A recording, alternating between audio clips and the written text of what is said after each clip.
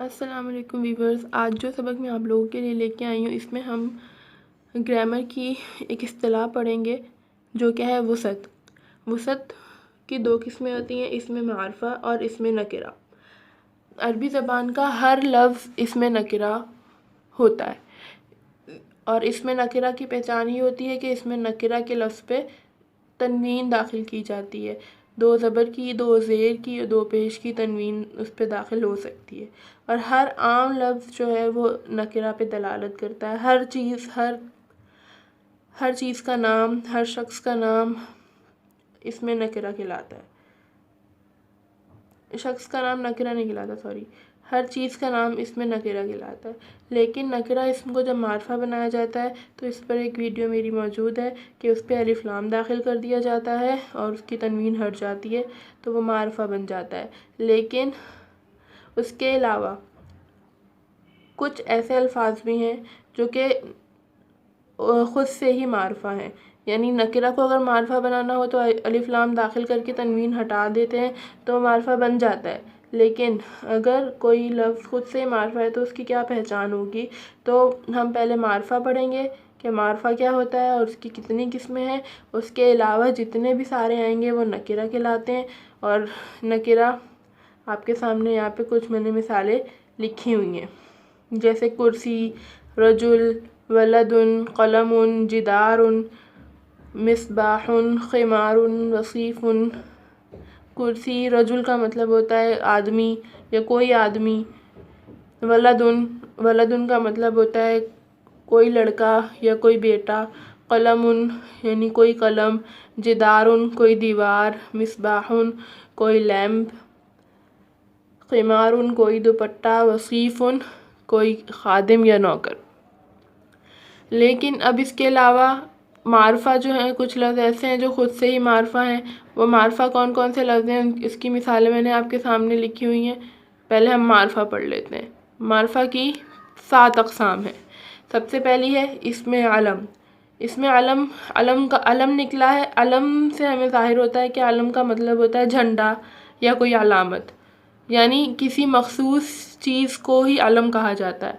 तो हर किसी भी शख्स का, किसी भी चीज़ का या किसी भी जगह का कोई मख़सूस नाम होता है, वो ख़ुद से ही मारफा होता है, उसको मारफा बनाने की ज़रूरत नहीं पड़ती, वो ख़ुद से ही मारफा कहलाता है। कोई किसी भी जगह का नाम, जैसे पाकिस्तान, जैसे मक्का, जैसे मदीना, यसरब।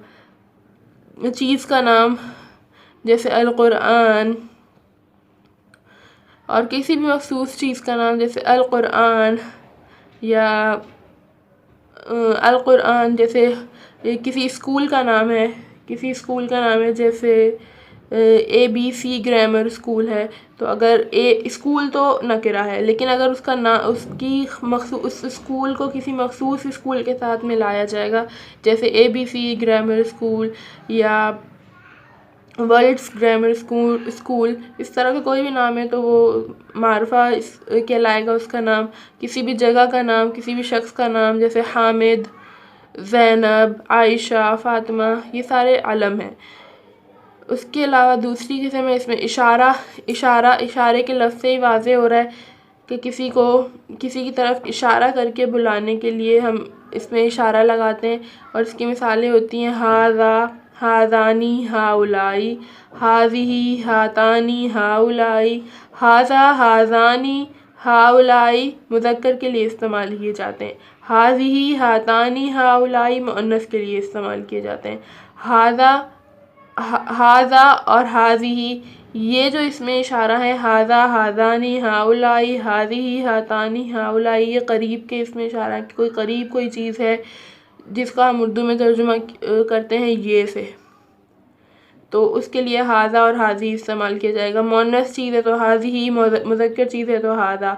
दो मुज़क्कर हैं तो हाज़ानी, दो मुअन्नस है तो हातानी, और अगर जमा है बहुत सारी चीज़ें तो मुज़क्कर मुअन्नस के लिए एक ही आता है हाउलाई।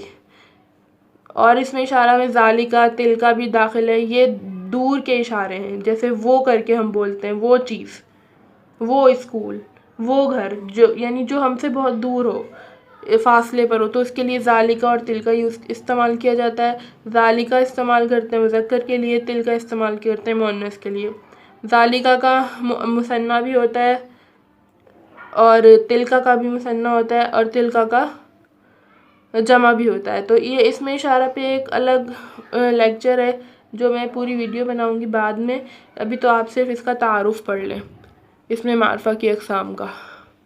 इसमें अगला नंबर तीसरी किस्म है इसकी, इसमें ज़मीर। इसकी मिसाल ज़मीर से पता चल रहा है जैसे प्रोनाउंस।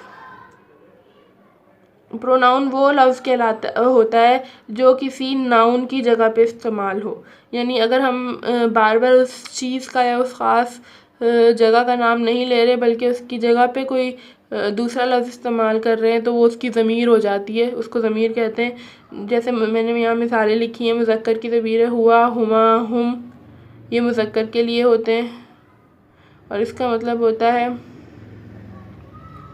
वो लड़का, वो दो लड़के। हुमा का मतलब वो दो लड़के, हुम का मतलब वो सब लड़के, हिया ये लड़की, हुमा ये दो लड़कियाँ, हुन्ना ये सब लड़कियाँ, अंता तुम लड़के, अंतुमा तुम दो लड़कियाँ, अंतुम तुम सब अंतुमा तुम दो लड़के, अंतुम तुम सब लड़के, अंती तुम लड़की, अंतुमा तुम दो लड़कियाँ, अंतुन्ना तुम सब लड़कियाँ। तो ये प्रोनाउंस हैं जो हम किसी के नाम की जगह पे तुम, यू, ही, शी, इट, दे वगैरह के लिए हम इस्तेमाल करते हैं। इस पे भी एक अलग पूरी वीडियो है, अलग क्लास है, अलग मश्क है जो मैं आपके लिए बनाऊंगी। अना, नाहनु ये भी इसमें ज़मीर ही है, अना मैं, नाहनु हम। अगला नंबर चौथी जो इसकी है अक़साम वो है इसमें मौसूल। इसमें मौसूल मतलब उसकी मिसालें ये, इसमें मौसूल वो लफ्ज़ होता है जो दो जुमलों को, दो बातों को मिलाने के लिए इस्तेमाल किया जाता है। ये मौसूल वसल से निकला है। वसल का मतलब होता है मिलाना। इसमें मौसूल दो ऐसे लफ्ज़ जो दो बातों को या दो लाइनों को, दो जुमलों को आपस में जोड़ दें, वो इसमें मौसूल होते हैं। इनकी मिसालें हैं अल्लज़ी जैसे जिस, जो, ये वो घर है जिसमें मैं पहले रहती थी। अब जिसमें ये वो घर है एक जुमला है, जिसमें मैं पहले रहती थी, तो उसमें ये जो जिस का लफ्ज़ है ये इन दो जुमलों को मिलाने में इस्तेमाल हो रहा है।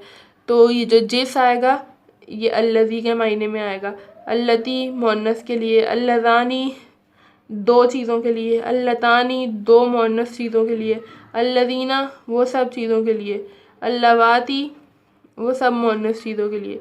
जैसे हम कुरान में पढ़ते हैं या अय्युहल्लज़ीना ए लोगो जो ईमान लाए, या अय्युहल्लज़ीना आमनू, अल्लज़ीना के आगे आमनू लगा दिया जाता है यानी ए लोगो जो ईमान लाए। तो अल्लज़ीना में अल्लज़ीना का तर्जुमा इसमें जो के मायने में आएगा। पाँचवीं इसकी किस्म है मुअर्रफ़ बिल्लाम। मुअर्रफ़ बिल्लाम पे मैं एक वीडियो बना चुकी हूँ। मुअर्रफ़ बिल्लाम वो इसम होता है जिसमें अलिफ लाम को दाखिल करके किसी नकिरा इसम के ऊपर अलिफ लाम दाखिल कर दिया जाए और वो मारफा बन जाता है। तो इसके नाम से ही पता चल रहा है मुअर्रफ़ बिल्लाम, लाम के ज़रिए मारफा बनाया गया। ये भी इसमें मारफा की किस्म होती है कि उसके किसी नकिरा इसम के ऊपर अगर हम अलिफ लाम दाखिल कर देंगे, जैसे ये है वलदुन, अगर हम इसके ऊपर अलिफ लाम दाखिल करेंगे तो ये अल वलदू हो जाएगा। इसकी तनवीन अलिफ लाम के दाखिल होते ही इसकी तनवीन हट जाती है और एक हरकत बाकी रह जाती है, और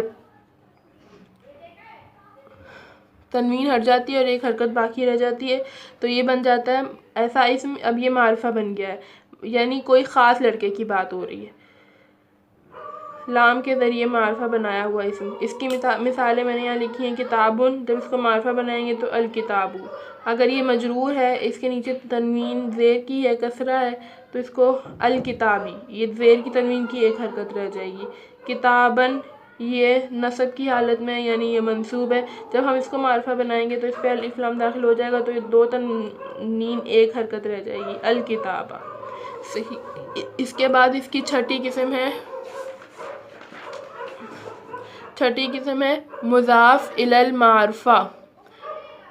मुज़ाफ़ इलल मारफा का उसको कहते हैं कि जब कोई नकिरा इसम किसी मार्फा के साथ जोड़ दिया जाता है या उसकी मिल्कियत या ताल्लुक़ या निस्बत कायम कर दी जाती है तो वो नकिरा इस्म भी मार्फा बन जाता है।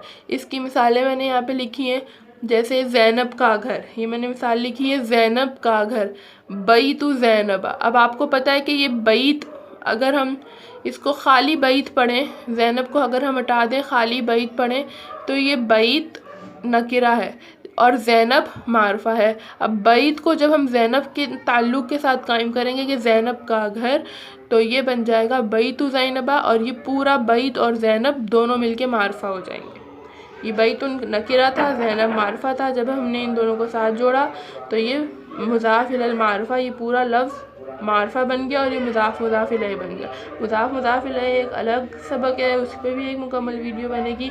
आप इसकी मिसालों में सिर्फ इसकी थोड़ा सा इंट्रोडक्शन ही समझ लें। ज़ैनब का घर हो गया। कलम हामिदिन, हामिद का कलम। अब खाली कलम होता, कलमुन होता तो ये नकिरा था और हामिद मार्फा था। जब इस नकिरा को मिल्कियत कायम की गई हामिद के साथ तो ये मार्फा बन गया दोनों मिलके, तो ये मुज़ाफ़ इलैहि मार्फा। सातवीं इसकी किस्म है मुनादा। मुनादा निकला है हरफ़े निदा से। हरफ़े निदा, ये नादा का लफ्ज़ नादा कहते हैं पुकारने को, अरबी में नादा कहा जाता है पुकारना। ये हरफ़े निदा आ जाते हैं इसके अंदर, इस वाली किस्म के अंदर। तो अरबी में जो हरफ़े निदा इस्तेमाल किया जाता है वो है या, और दूसरा है मीम मुशद्दद। मीम मुशद्दद जो है वो सिर्फ अल्लाह ताला के लिए इस्तेमाल किया जाता है, जिसकी मिसाल है अल्लाहुम्मा। ये देखें आखिर में मीम मुशद्दद। और ये मीम मुशद्दद का जो हरफ़ निदा है ये आखिर में आता है लफ्ज़ के, और या का जो हरफ़ निदा है वो लफ्ज़ के शुरू में आता है, और ये आम मखलूक के लिए इस्तेमाल किया जाता है, जैसे या ज़ैदिन ए ज़ैद, या बिन्तु ए लड़की, या वलदु ए बेटे। ये वाली ये भी मार्फा हो जाएंगे। जब ये या का लफ्ज़ किसी के साथ लग जाएगा तो ये लफ्ज़ मार्फा, ये हरफ़ निदा भी मार्फा बन जाते हैं।